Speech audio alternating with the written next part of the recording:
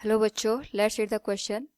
A body of mass 8 kg makes an elastic collision with another body at rest and continues to move in the original direction with speed equal to 1/4 of its original speed.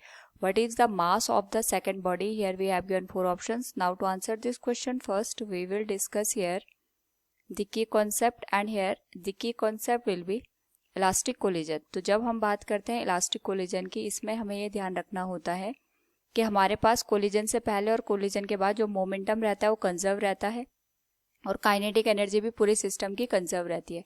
इस case में हमारे पास जो coefficient of restitution होता है that is the ratio of velocity of separation with respect to the velocity of approach. ये हमेशा यहाँ पे सेम रहता है. It can be given as v2 minus divided by u1 minus u2.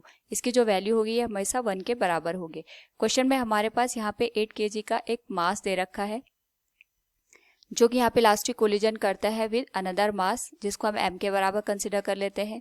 And यहाँ पे कोलिजन से पहले इसकी जो वेलोसिटी है ये हम u के बराबर कंसिडर करते हैं और u2 की जो वैल्यू है ये रेस्ट में है तो ये 0 हो जाएगा. नाउ यहाँ पे अगर हम बात करें आफ्टर कोलिजन के बाद की जो कंडीशन है, तो जो हमारे पास यहाँ पे फर्स्ट बॉडी है जिसका मास 8 kg के बराबर है, इसकी जो वेलोसिटी है ये इनिशियल वेलोसिटी का 1/4 हो जाता है.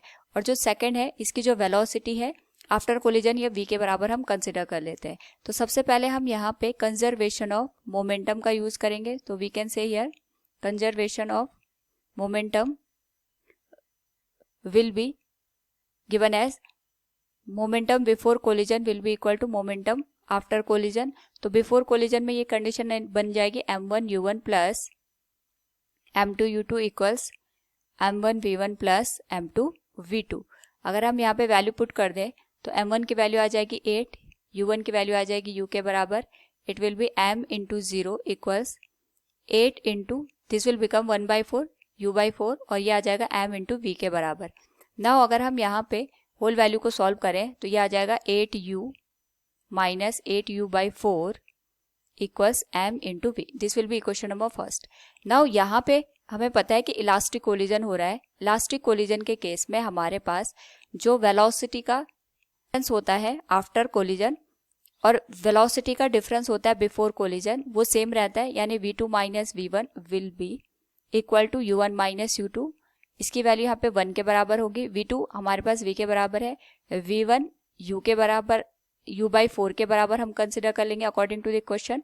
u1 की वैल्यू u के बराबर दे रखी है और u2 की वैल्यू 0 के बराबर है. सो फ्रॉम हियर u की जो वैल्यू आएगी that will B u plus u/4. This will become 5u/4. This will be equation number second. Now यहाँ पे फर्स्ट और सेकंड इक्वेशन को अगर हम देखें तो हमारे पास जो कंडीशन है दैट विल बिकम, यहाँ पे हमारे पास ये बन जाएगा 32 माइनस 8 के बराबर. तो ये बन जाएगी total value 24u divided by 4 equals m into 5u/4 के. तो सिमिलर टर्म कैंसिल हो जाएंगे. यहाँ पे हमारे पास जो m की वैल्यू निकल के आएगी दैट विल बी 4.8 kg जिसको अप्रॉक्सीमेट हम यहाँ पे according to the option 5 kg के बराबर कंसिडर कर सकते हैं. So from the given question we can say here what is the mass of the second body. It will be 5 kg. Option B will be the right answer. Hope all you understood it. Thank you and best of luck.